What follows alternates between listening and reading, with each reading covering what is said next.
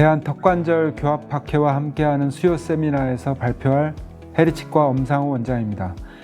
제가 오늘 말씀드릴 주제는 올릴까 말까 교합거상 따라하기인데요.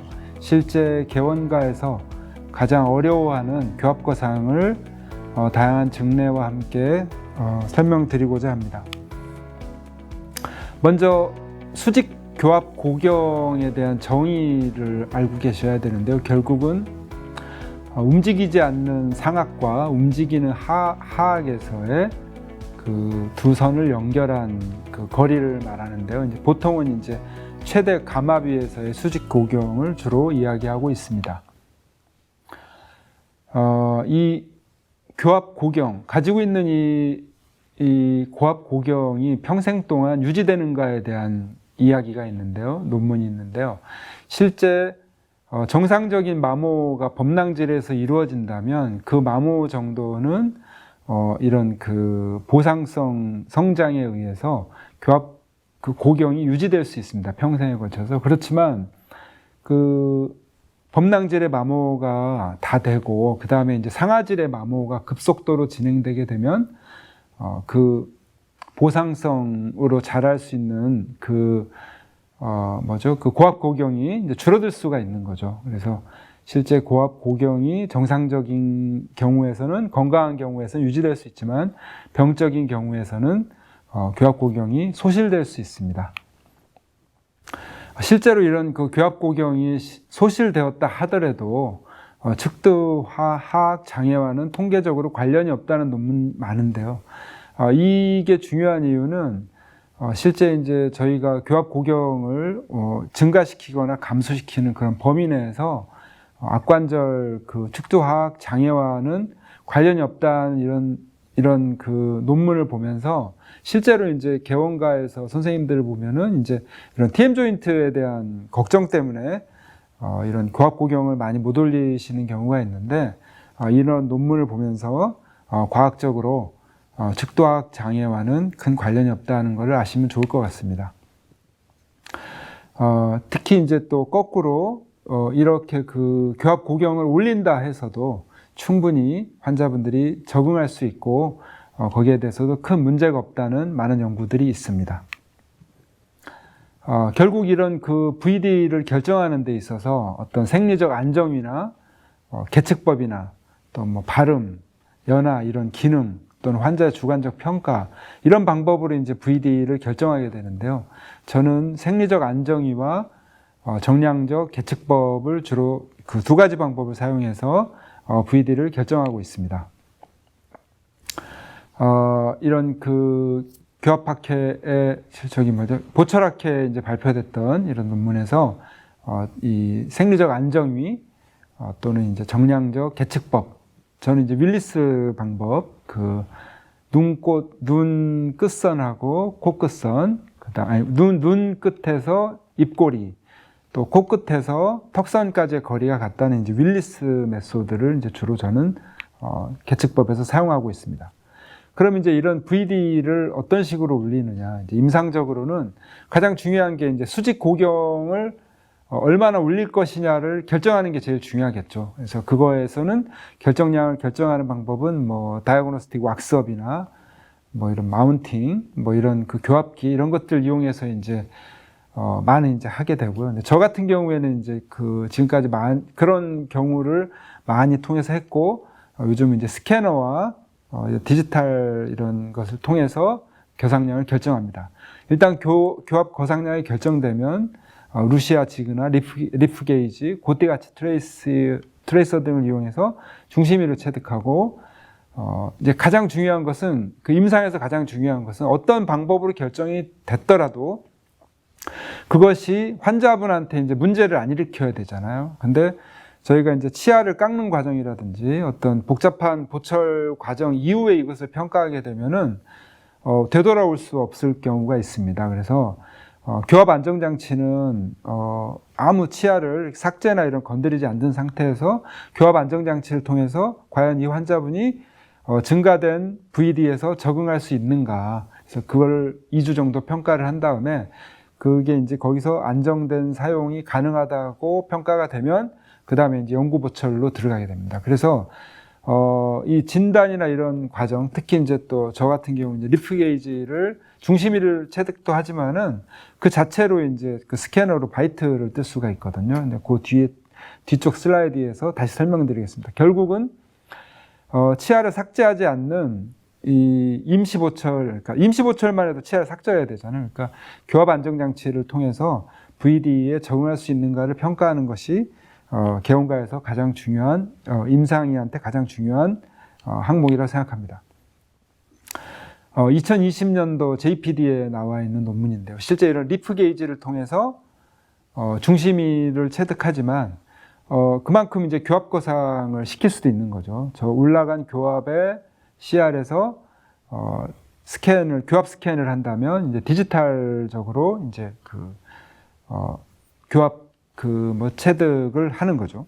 그래서 이런 방법이 있고요. 또 하나는 레진을 빌드업해서 이렇게 리지드한 레진을 빌드업해서 교합을 올리는 그 중심위를 체득하는 방법입니다. 이런 방법들이 소개되어 있고요.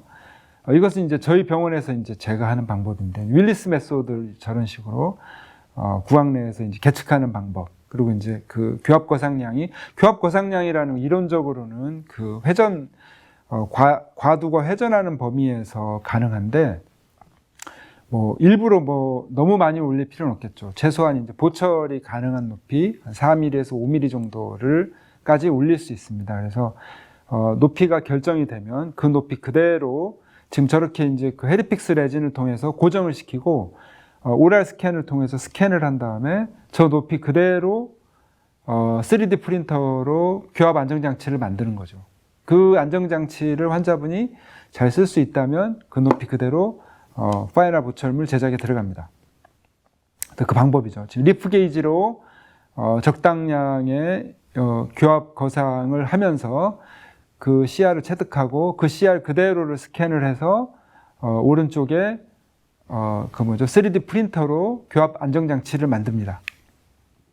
그 다음에 파이널 보철이 들어갈 때 그 교합 안정장치가 좀 프린팅 재료가 좀 약하거든요. 그러니까 그걸 이용해서 반으로 부러뜨려서 한쪽을 끼고 스캔을 하면은 그 교합 안정장치에서 에이징 되어 있는 그 편한 교합을 그대로 파이널 보철로 옮길 수 있습니다. 이 사진에서 보시면 가운데 있는 게 이제 그 교합 안정장치를 사용하고 계신 거고, 바이트를 뜰 때는 저것을 반으로 부러뜨려서 오른쪽을 끼신 상태에서 왼쪽을 스캔하고, 왼쪽을 끼신 상태에서 오른쪽을 스캔하면 안정되어 있는 저 바이트를 그대로 파이널 보철물로 재현하실 수 있습니다. 이런 그 디지털의 그 기술을 통해서 보다 쉽게 VD를 올리는 그 교합 거상 치료가 가능한 것입니다. 케이스를 보겠습니다. 오늘의 제목이 올릴까 말까였지 않습니까? 그래서 올릴까 말까. 그래서 올릴까 말까에서 이번에 올릴까 케이스로 이제 VD를 올리는 경우입니다. 이 경우에서 보시면, 이 환자분은, 전체적인 그 치아의 마모로 인해서 하악전치가 보이지 않는 것을 보실 수 있습니다. 그래서, 이분 역시 그 컴플레인이, 자기 말할 때 R&E가 보이지 않는다. 좀 자기 아름다운 치아를 갖고 싶다고 하는 이제 남자분이셨습니다. 그래서 실제 이제 구강 내 사진을 보시면 많은 이제 마모가 되어 있는 부분이 있죠. 그리고 왼쪽에 위아래 최근 임플란트 보철하신 게 보입니다. 이제 저희 병원 보철은 아니었고요. 그래서 엑스레이를 보셨을 때 16번 치아가 이제 발치해야 될 치아로 판단이 되고요. 그래서 46번 치아는 이제 리엔도가 고려되었습니다. 그리고 여기에서 중요한 거는 이제 VD를 그런 식으로 이제 CR 교합 안정장치를 통해서 VD를 올렸을 때 이제 문제가 없는 것을 확인하고, 이제 그것을 이제 보철물로 옮기는 과정에서 저희가 올려야 될 높이로 가장 안정적이고 쉽게 올릴 수 있는 부분이 30번대 구치부의 임플란트 보철이었습니다. 그래서 그 임플란트 보철을 원하는 교합 높이로 올리면서 나머지 치아들을 이제 1차 템포라이제이션을 했고요. 여기서 보시면 이제 40번대 구치부는 이제 코어 크라운을 통해서 이제 그 템포라리 크라운을 만들었고, 하악 전치부와 소구치 부위는 다이렉트 레진으로 그냥 레진을 올려버렸어요. 그래서 그 올린 교합에 적응할 수 있도록 시간을 이제 벌었고요. 그러면서 점차 이제 그 프랩을 해서 치아를 템포라리 크라운으로 바꿔갔죠. 그리고 결국은 하루에 이제 그 임프레션을 위아래를 하루에 뜨고 하루에 이제 보철을 완성하는 겁니다. 이런 식으로 이제 그 교합 거상을 하는 거죠. 교합 거상에서 진단과 높이가 결정되면 이런 교합 안정 장치로 이 환자분이 가능하다고 판단이 되면은 결국에는 이제 저런 뭐 템포라리를 하고 뭐 치아를 몇 개 깎고 레진을 올려서 뭐 하는 게 어떻게 보면 이제 잔기술에 들어가는 거죠. 진짜 중요한 기술은 CR 스플린트로 환자분이 적응할 수 있는가, 얼마를 올릴 것인가, 그것을 이제 판단하는 것이라고 생각합니다. 이제 완성된 보철물이고, 모든 보철물은 저렇게 싱글로 제작하시는 게 맞고요. 저런 식으로 해 놓으셔야 혹시 추후에 어떤 치아가 또 다른 고장이 나더라도 그 치아 한 개만 수정하면 될 것입니다. 프랩되어 있고, 이제 프랩 모델 스캔하는 모습인데요. 이 지르코니아와 이 디지털 세계에서는 프랩량을 엄청 줄일 수 있습니다. 그 올세라믹 프랩이 지금도 보면 이제 간혹 그 예전 100메가파스칼도 안 되는 그 재료의 프랩을 이렇게 보여주시는 분들이 계신데, 그때보다 강도가 10배 올라갔기 때문에 뭐 이 수학적으로는 10분의 1만 프랩을 해도 문제가 없는 거죠. 결국 프랩량을 줄임으로 해서 어떤 생활치의 그 엔도 가능성을 획기적으로 줄이고, 저희 병원에서도 이제 최근에는 거의 엔도로 그 크라운, 생활치 크라운하고 엔도로 가는 게 많이 줄었는데요. 그게 결국은 이제 디지털의 힘으로 그런 이제 환자의 건강을 지킬 수 있는 것입니다. 예, 모델되어 있는 이제 3D 모델이고요. 그래서 그대로 보철을 만들었습니다. 아까 16번 자리는 나사 유지형 지르코니아 해리 시스템으로 보철을 제작했습니다. 예, 완성되어 있는 이제 모습이고요. 예, 이렇게 아름다운, 이제 하악 치아가 보이지 않습니까? 말할 때 하악 치아가 보이고, VD를 올림으로 해서 이 모든 치아를 수복했습니다. VD를 성공적으로 올린 케이스고요. 2021년 8월, 2년 후에 아주 건강하게 잘 유지되고 있는 모습을 보이고 있고요. 모든 치아가 다 싱글로 제작되어 있기 때문에 혹시 어떤 뭐 신경치료 받은 치아가 문제가 생기더라도 뭐 그 치아 하나만 임플란트나 재치료로 쉽게 수정이 가능합니다. 두 번째 케이스는 올릴까 말까의 말까입니다. 이 환자분도 역시 주소는 똑같이 하악전치가 보이지 않는다는 이제 주소로 저희 병원에 오셨고, 구치부는 이제 그 다른 병원에서 이제 임플란트 치료가 끝난 상태였습니다. 그래서 이것을 이제 VD를 올리면서 전체 보철을 들어갈 것도 고려했지만, 전체적 계측법이나 어떤 그 모든 안정이 이런 걸 다 봤을 때 굳이 교합을 올릴 필요는 없다라고 판단을 했습니다. 2012년도 케이스인데요. 하악 전치를 보면요, 이제 거의 호프리스 투스로 발치가 필요했고요. 그래서 치료 계획은 하악 사전치를 발치하면서 양측 3번을 캐나인을 이제 크라운 랭스닝을 했고요. 상악 그 전치부도 크라운 랭스닝을 계획했습니다. 하악 치아를 발거하고 본 리덕션을 통해서 스페이스를 확보하고, 캐나인 역시 크라운 랭스닝을 시행했습니다. 그렇죠? 상악은 그 크라운 랭스닝을 시행했는데 이제 본 리덕션이 이제 같이 동반된 거죠. 그래서 크라운을 위쪽으로 증가시켜서 만들었습니다. 결국 이제 하악에 2개 임플란트, 상악에 6개의 크라운이 들어갔습니다. 지금 2012년도에는 제가 이제 이맥스 크라운을 하던 시절이어서 엑스레이 크라운이 잘 보이지는 않습니다.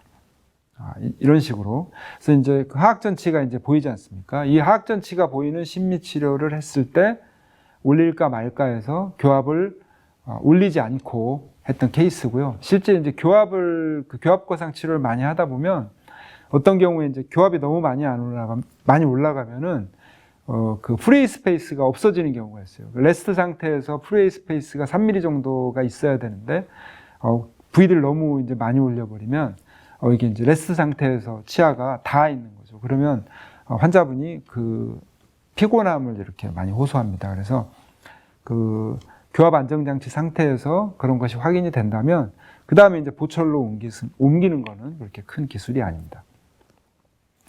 교합 거상에 있어서 또 새로운 재료가 있죠. 그 새로운 재료는 아니죠. 이맥스라는 재료는 개발된 지 꽤 오래된 라미네이트 재료인데요. 저 이맥스 재료가 한 400메가파스칼 가까이 되고, 그 다음에 이 교합 거상 중에서 특별히 마모가 있어서 교합 거상하는 게 아니라 이제 범낭질이 충분히 있는데도 교합 거상을 해야 될 필요가 있을 때가 있거든요.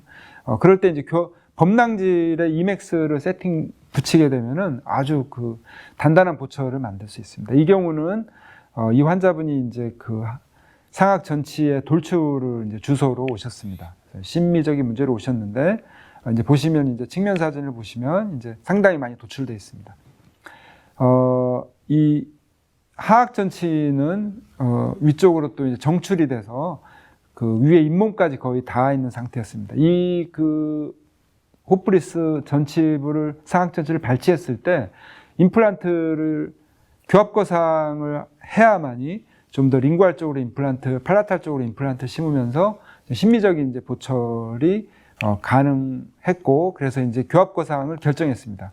근데 그 하악의 교합면 사진을 보시면은 범낭질이 아주 건강하게 있습니다. 오히려 충치가 있는데 충치를 인내에 프랩하듯이 하면서 그 위쪽을 이맥스로 교합면 라미네이트처럼 올려버리는 거죠. 그렇게 해서 이제 그 하악 구치부, 여기서 보시면 이제 하악 전치가 정출되어 있지 않습니까? 그래서 하악 구치부를 이맥스 크라운을 통해서 프랩하지 않고 위쪽으로 이제 올려주면 교합평면이 좀 평탄해지고 상악 전치부를 안쪽으로 집어넣을 수가 있는 거죠. 그래서 지금 이것이 프랩하지 않고 이맥스 크라운을 온레이 크라운을 이제 그 디자인하는 모습입니다. 그렇죠? 발치했고, 예, 지금 보시면은 하악이 교합평면이 엄청 평탄해진 것을 보실 수 있죠. 구치부에 하얗게 보이는 것이 이맥스 온레이를 세팅한 것입니다. 모두 싱글로 범낭질에 붙어 있는 이맥스는 훨씬 강하게 파절에 저항할 수가 있죠.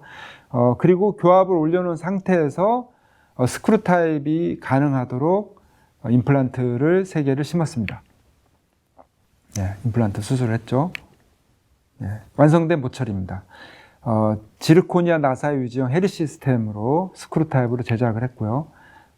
이렇게 보철물을 완성했습니다. 아까 하악 전치가 이렇게 정출되어 있던 모습은 없어지고 교합평면이 매우 정상적으로 바뀌었습니다. 그렇죠? 완성된 보철물입니다. 예. 하악의 그 라미네이트, 이맥스 온레이가 이제 세팅되어 있는 모습인데, 뭐 자세히 보면은 그렇게 신미성이 떨어진다고 생각할 수도 있지만은, 저 부위가 그렇게 이제 하악 구치부의 신미조는 교합면이기 때문에, 굳이 버칼이나 링구알 쪽에서 그렇게 신미성은 큰 문제가 되지 않습니다. 그렇죠? 예, 왼쪽이 비포, 오른쪽이 완성된. VD가 올라가서 하악 전치가 훨씬 보이고, 그 돌출된 상악이 많이 개선이 된 모습을 볼 수 있습니다. 여기서 보시면 이제 애프터 오른쪽 사진에서 그 버칼 쪽 면이 약간 이렇게 평탄해 보이진 않지만은 이 치아를 깎지 않고 이런 보철을 한다는 것은 임상가에게 또 환자분에게 아주 좋은 장점이 많죠. 특히 뭐 펄파이티스나 뭐 이런 우려가 전혀 없고요. 그죠? 프랩 시간이 안 걸리니까 체어 타임도 짧습니다. 세팅할 때만 좀 신경을 많이 쓰시면 좋죠. 그 다음에 4번째 케이스는 이제 실제 이제 요즘처럼 이제 그 교합 거상이 교합을 올려야 될 때가 뭐 어떤 그런 마모도 있지만은 이제 심미적인 요인으로 이제 임플란트처럼 교합 전체를 재구성해야 되는 이제 오랜 동안 틀니 사용으로 이분이 교합 고경이 이제 상당히 이제 줄어들었고, 이 교합 고경을 올려서 이제 임플란트 보철 치료를 계획했습니다. 초진시 사진입니다. 그렇죠. 지금 보면 이제 오랜 틀니 사용으로 이제 교합이 많이 무너져 있는 것을 보실 수 있고요. CT 사진입니다. 이제 여기에서 이제 이분은 임플란트를 여러 개를 다수의 임플란트를 심었고 그 중에 이제 그 상악 좌측 임플란트가 비교적 이제 그 초기 고정이 나와서 오른쪽 그 소구치와 그 캐나인을 이용해서 템포라리를 만들어 드렸습니다. 그 템포라리를 이용해서 VD를 올리고 그 올린 VD에 적응할 수 있는지를 이제 충분히 이제 체크를 하고 그 높이에 맞춰서 이제 연구 보철물이 이제 들어간 것입니다. 이런 식으로 임플란트 심었고요.